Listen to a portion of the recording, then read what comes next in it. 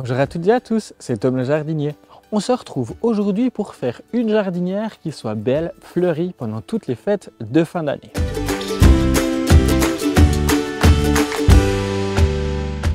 Quand on est un amoureux des fleurs comme moi, ce serait vraiment dommage de se passer d'avoir quelques fleurs pour l'extérieur durant les fêtes de fin d'année. En plein hiver, je vous conseille vraiment de planter ces plantes en pot et si possible de les ramener le plus proche de la maison possible. On va se le dire, quand c'est l'hiver, on a tendance à beaucoup moins aller tout au fond du jardin pour observer quelques petites fleurs.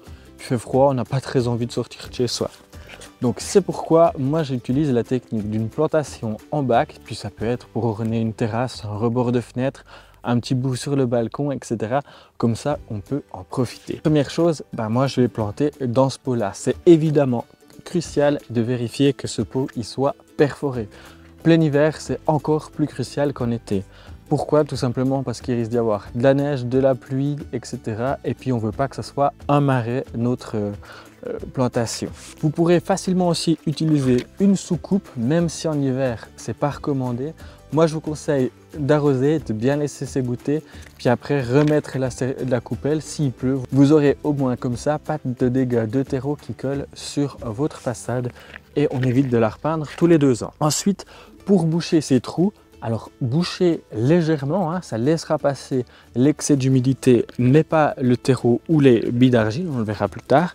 Je vous conseille de mettre des tessons. Des tessons, c'est ces petits bouts de peau cassée que l'on peut récupérer et puis ça va permettre franchement de laisser s'évacuer l'excès d'humidité et puis pas notre terreau. Ensuite, moi je mets quelques centimètres de billes d'argile.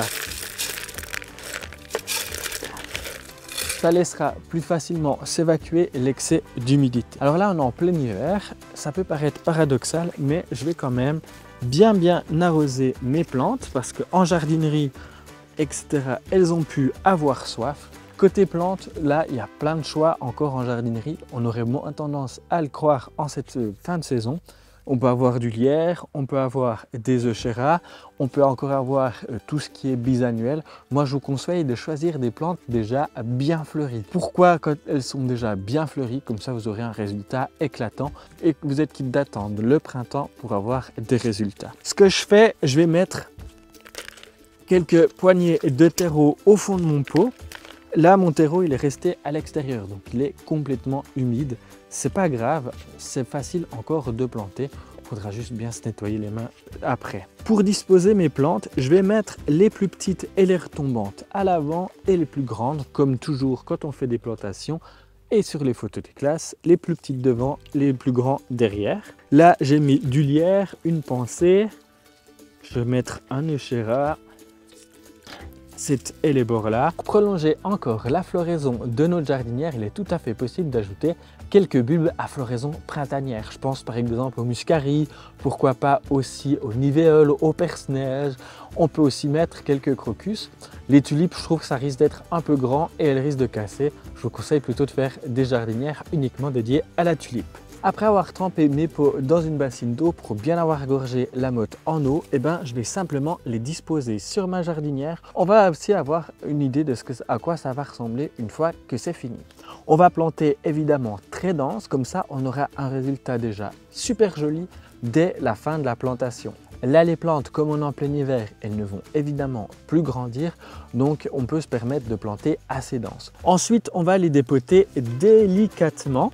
Et si on voit que les racines, comme c'est souvent le cas par exemple chez les hellebores, sont vraiment enchignonnées dans le pot, on peut se permettre de les défaire un petit peu. Et je vais placer ça dans ma jardinière.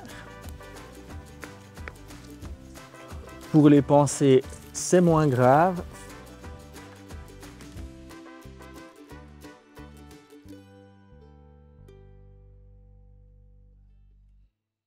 Je vais les planter légèrement vers l'extérieur, comme ça on a l'impression qu'il y a plus de plantes encore que de place dans notre jardinière. Et je vais combler de terreau jusqu'à environ 1 cm du rebord. Moi je fais ça au milieu du jardin, mais si vous faites ça chez vous, n'hésitez pas à bien protéger votre table avec du papier journal par exemple. Et pour ne pas vous geler les mains, rentrez votre sac de terreau quelques heures avant, comme ça il est aussi à température ambiante.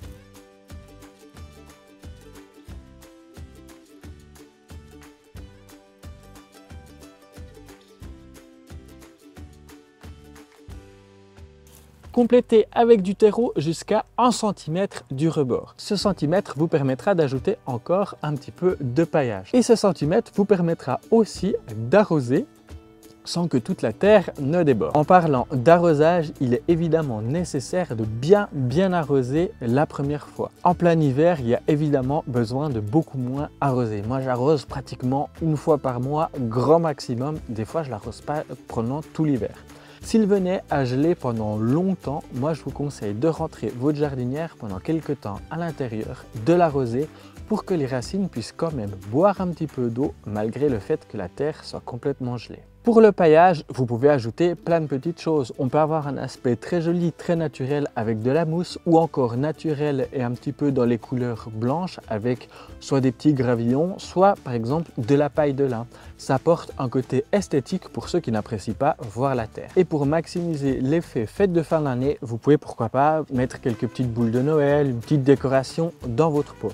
Si comme moi vous avez tendance à mettre de la terre partout, n'hésitez pas à passer un bon coup de chiffon pour nettoyer le pot. On aura ainsi un beaucoup plus beau résultat. En parlant du pot, moi j'ai choisi un pot en plastique parce que même si j'apprécie les pots en terre cuite, etc., on est tout de même en hiver et les risques de casser sont conséquents si vous laissez un pot à l'extérieur. Côté couleur, moi je choisis toujours une couleur neutre ou une couleur dans le camayeu des plantes que j'ai choisies. Là, c'est une couleur anthracite où on aura un contraste noir-blanc avec les fleurs des hellebores, du lierre panaché et de la cinéraire. J'ai rajouté une pointe de couleur avec une Euchera dans les teintes violacées. Voilà, je vous ai donné toutes mes astuces pour avoir de belles jardinières fleuries en cette fin d'année.